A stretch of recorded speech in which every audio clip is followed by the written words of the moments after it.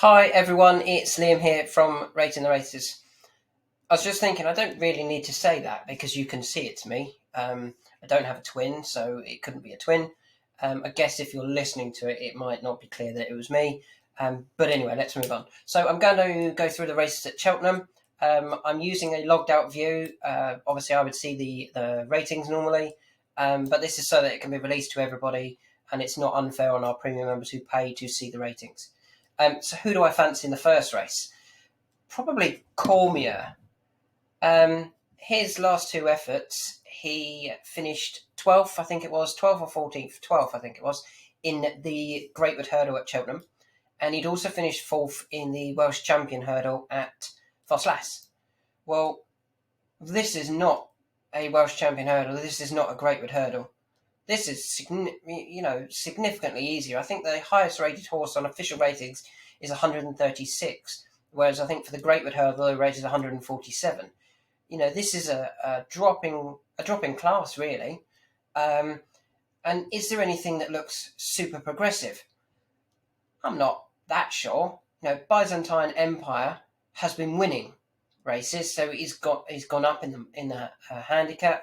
Lively Citizen, similar sort of thing applies. I don't think Cormier's exposed himself, and I think it could be very interesting here against what I think are lesser opposition than what he's taken on the last twice. He only went off 12-1 for the county for the Greatwood Hurdle. I think he'll go off favourite here. I really do, and he probably needs to win to get in anything at the Cheltenham Festival. So if they do have any Cheltenham Festival aspirations, he's probably going to need to win this. I think Cormier is the one to beat in the 12:15 at Cheltenham. The 12:45, I don't really have an angle on who I think will win the race, but I do have an angle on something to just keep an eye on. And the horse is Isio. Now, Isio was a very impressive winner at Kempton in a juvenile hurdle. And I thought it was interesting that they haven't gone back for the Adonis, which is normally the race that Paul Nicholls and Nicky Henderson have horses come from that go and run well at the Cheltenham Festival. And I just wonder whether Paul Nicholls might have something up his sleeve that isn't Isio, that they think, well, we'll wait for that one for the Adonis. When Paul Nicholls was asked earlier this week, is Isio your best juvenile? He said, certainly what we've seen on the track. He didn't say yes. He said, certainly what we've seen on the track. Is there something at home? So if Isio goes and wins this, be very, very interesting to see what is entered by Paul for the Adonis. A French-bred horse, you know what I like. A French-bred horse in the Adonis, Paul Nicholls or Nicky Henderson, and that's my angle here. I'm not actually going to have a bet in this race at all. Personally, I think Isio might win it. I'd like to see Interne de Savola win it, obviously, for Yorksea. I wonder if Interne de Savola wins, whether Yorksea then gets the collateral form and goes up a pound. Obviously, he was dropped this week collaterally for a horse behind him being beaten. So let's see if the opposite happens, if Interne de Savola wins here. Moving on to the third race, there are two in this that I'm interested in. Solo, obviously. Paul's horses are just coming back to form now after their break for the flu jabs. And I do think there's still more to come from him when he gets things right. I think this trip will be fine. Apologise about my phone. Let me just grab it so it doesn't go off again. Who's sending me a DM asking for something? I like Solo. I don't think they've got to the bottom of him, and he's interesting here. And the other horse is When You're Ready. Now, I actually did a blog last year sometime when it finished second over hurdles to Mount Windsor, and I said When You're Ready was the horse to take out of the race. Interestingly, I think it was either Chris Dixon or Martin Dixon did this is a race to follow. And I had actually done this is a horse to follow from that race, which, coincided. They were not related.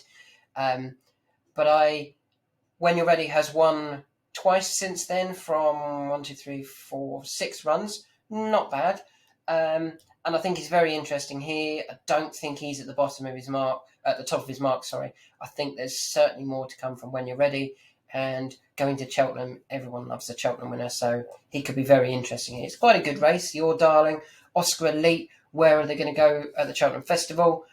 Beakstown's been fancied for some previous races, and Imperial Alcazar is for the same owners as Imperial Aura, who was second in this race a couple of years ago before going on to win the novice handicap chase, obviously that isn't there now, at the Cheltenham Festival. So it's possible that Imperial Alcazar could have been targeted at this race as well. So it's quite a good race, and I think there could be a few winners from that. But obviously we won't see a novice handicap chase winner at the festival because that race is no more. Moving on to the fourth race, which is probably the big race of the day at the at Cheltenham, or the feature handicap at Cheltenham. And there's three here that I want to talk about. The first one is there three? 1, 2, 3. There's three. The first one is Giacomo. Now, obviously, Giacomo I highlighted after finishing third of 3 and second of 2 in beginner chases or novice chases. And then he came out and won. He came out and finished second on his first handicap. And then he won his second one at Kempton. Now, Kempton and Cheltenham don't work. But I think he won it despite Kempton. And when he won, he actually beat Mr. Coffee. And I really like Mr. Coffee for the festival plate at the Cheltenham Festival. He went up £3 for that. And I actually think Cheltenham will suit him more than Kempton. You know, he stayed on really strongly at Kempton. I think the stiffer track will suit. And I don't think 133 is his peak mark at all. And he's very interesting for me. The second horse is Tall and Frayed, who, if you take out his last run when it was on heavy going, his form looks really good. Excuse me. He's been beaten by the likes of Mydrogo, Falvoir, Annual Invictus, all horses rated in the mid 140s. Well, I think Tall and Frayed is 131. That's well within, his capability. 131 is not his peak at all, especially over fences. He hasn't had that many runs. He's very unexposed. Nigel Twiston-Davis did win this a few years ago, this race with Ballyhill. They also had a third with... No, they didn't. They won it with Foxtail Hill. They were third with Ballyhill. So it is a race that Nigel does quite like. It's a good prize, so I do think Tall and Frayed will run a big race there. And the other one that maybe you give a chance to, Spirit of the Games. He is so well handicapped, and he actually finished second in this race the last time it was run, when he was beaten by Sapage that day? This is his track. This is his trip. This is probably his going. Jack Andrews takes another £5 off. He's down to 132 when you take Jack's £5 off. He was running off the 140s, top 140s, 149, I think. Might have been 149 when he was second in this race. This is his last chance. It really would be his complete last chance. He's got everything in his favour. He's got no weight. Surely he can run a big race here. If he doesn't, then it wouldn't surprise me if they didn't have that horse next year and it was with another trainer trying to rejuvenate the horse somewhere else. But if you can get a big enough price about Spirit of the Games, I think he's interesting. But I do quite like Giacomo, and I do like Tall and Frayed. Cotswold Chase. Chantry House wins it. I Write and Simply the Bets buy out second and third. Santini finishes fourth, looking like he needs further, and Calto Rico finishes fifth. And Santini goes for the Grand National. Come on, Polly. It's got to be where you're sending Santini. He's not going to win a Gold Cup. Don't keep running him, aiming at the Gold Cup. What could you run him in? If he drops, if he ran here and disappointed and he dropped another £3 or £4, he would look exceptionally well handicapped for a Grand National. Everyone calls, that everyone says he's slow and he's a boat, and he just wants so much further. The Grand National is further. That's where I'd really be keen on Santini if he turned up in a Grand National at the end of this season. Don't go for the Gold Cup. You're not going to win it. The Cleve Hurdle, I think Champ wins this. I think Paisley Park finishes second. I think McFabulous travels really well and then drops back to third because I don't think he quite gets the 3 mile trip. Lisnagar Oscar finishes fourth and Dandy Mag finishes fifth. It's a boring race for me. I think both of these two, JP wins them both, and there's a couple in behind that might be interesting. I think McFabulous is too high in the handicap to be interesting in a handicap, but he'll do better at Aintree. But Santini is the only one I'm looking at really for a handicap mark. Simply the Bets I don't think will stay the 3 mile trip, so I'd like to see him drop away. Although that does then add another one to the festival plate that could be interesting. Moving on to the Ballymore novices, Balco Coastal is obviously highly regarded. Nick Henderson, it's been a short price for the Ballymore or shortish price for the Ballymore and the Albert Bartlett since the beginning of the season. Hillcrest has done nothing wrong and looks like he stays forever. It's a good race and it's one to watch to see if there's anything going forward for the Cheltenham Festival.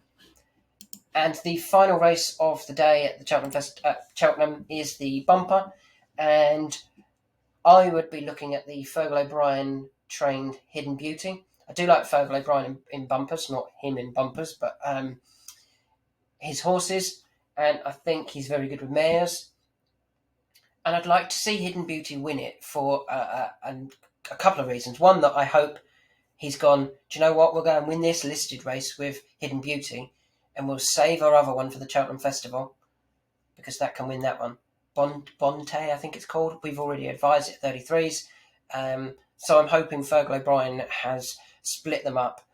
It's trying to win a listed race here with another one, knowing that he's got Bonte that can go to the Cheltenham Festival.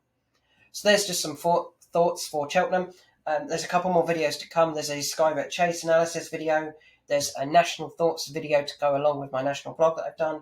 And there's also some information about Free Friday. And I've also got that video to re-record that I did on mute. And I'm just looking at my mic. It's got a red dot on. I hope that doesn't mean mute. I'm going to have to finish this video and check. So fingers crossed.